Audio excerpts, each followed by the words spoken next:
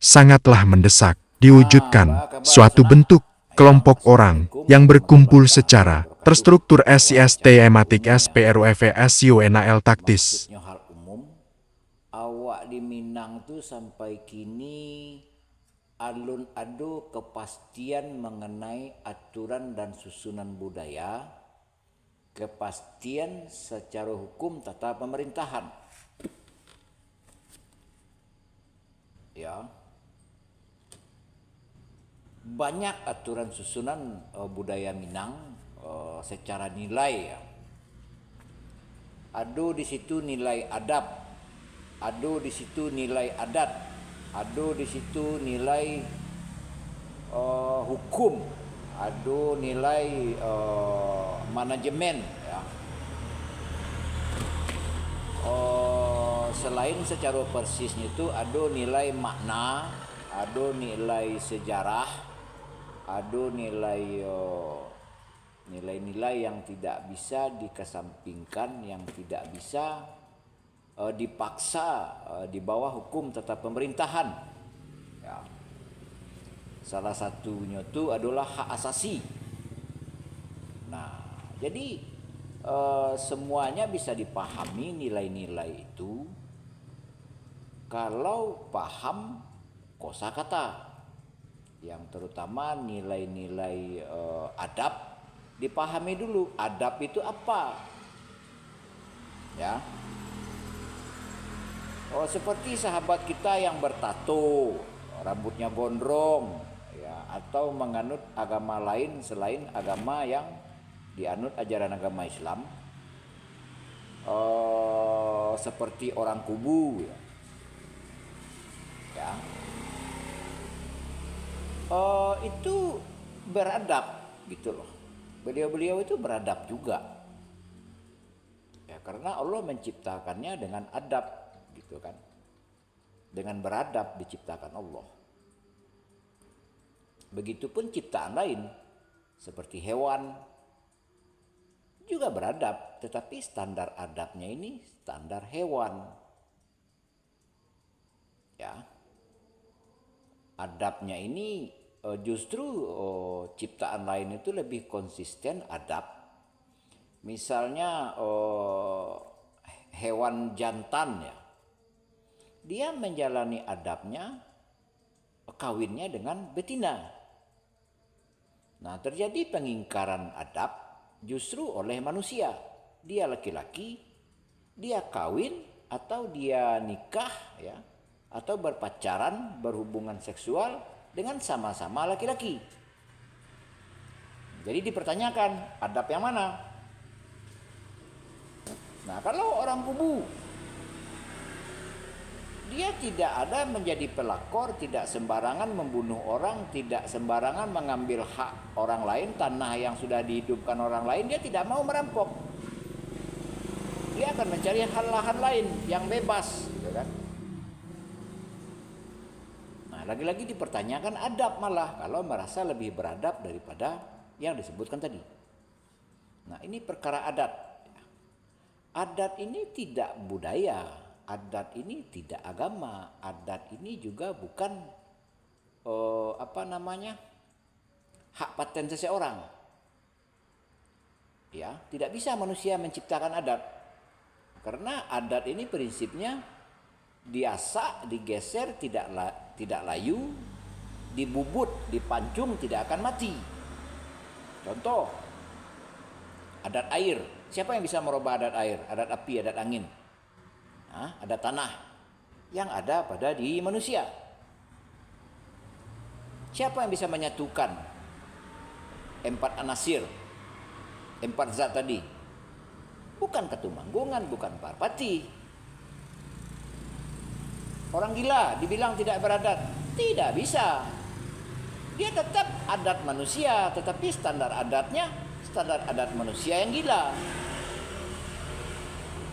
Ya, standar adat manusia di bawah kendali nafsu hewani.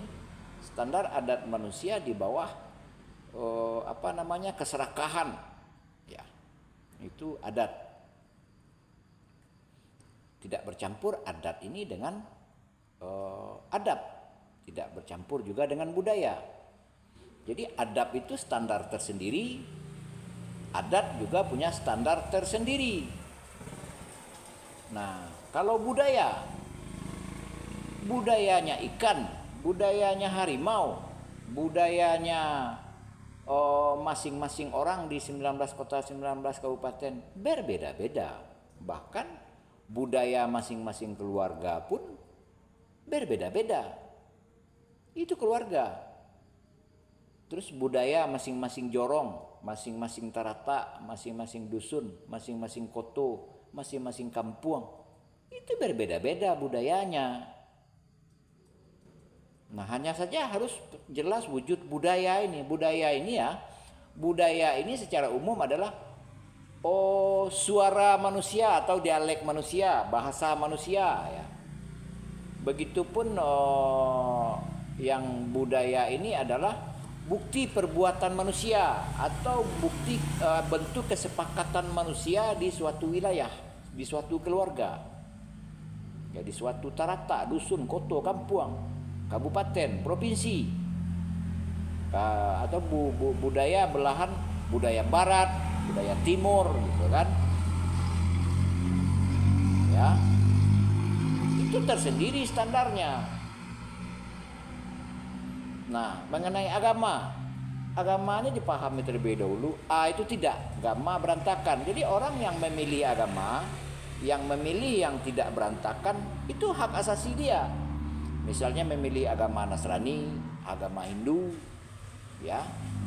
Pokoknya dia memilih jalan hidupnya, memilih aturan susunannya sendiri, yang sebagai landasan dia menjalani kehidupannya untuk yang dia anggap bisa mencapai kebahagiaannya. Ya. Nah, itu masalah pemahaman ya. Dari kosakata. Karena dari kosakata ini dia jika menyambung dengan kosakata lain dia menjadi kalimat. Nah, kalau gagal kosakata ini tidak akan dipahami seseorang suatu kalimat atau instruksi di dalam bentuk artikel, di dalam bentuk buku petunjuk, di dalam kitab, dia tidak akan pernah memahami, dia tidak akan pernah memahami maksud dari instruksi yang terdiri dari beberapa kalimat, bukan beberapa kosakata lagi. Ya, itu intinya ya. Nah, adat, budaya, agama, itu tadi yang kita bahas dari atas. Nah, dan 4 hal ini ada hukumnya. Nah, seseorang kalau melanggar adab, minimal dia kena sanksi sosial, atau melanggar adat, atau melanggar hukum, atau melanggar agama. Sanksi sosial. Cuman yang dibutuhkan itu adalah ada suatu bentuk yang terstruktur, sistematis, taktis, profesional, ya, dalam satu ikatan sebagai kontrol bagi tatanan masyarakat. Misalnya sejarah dimodifikasi atau ada yang terzolimi, ada wadah yang menerima pengaduan. Nah, ada wadah, dan wadah ini harus dalam bentuk presisi, dalam bentuk sinergitas, kebijakan dalam hal adat, budaya, agama tidak bertentangan dengan hukum umum atau hukum tata pemerintahan. Dan hukum tata pemerintahan pun tidak boleh melanggar hukum agama, hukum budaya, hukum adat maupun hukum adab. Nah, ini perlu kaderisasi. Ini yang saya maksud kaderisasi, ya. Banyak hal yang dibicarakan ini memerlukan dialog intensif, bertatapan muka, memakai ekspresi, memakai data gitu kan. Data primer, data sekunder, kopdar intinya. Kalau cuma sebatas medsos, tidak akan ada namanya sanksi sosial, tidak akan ada namanya hukuman bagi para pelanggar beberapa yang disebut tadi. Wassalamualaikum warahmatullahi taala wabarakatuh.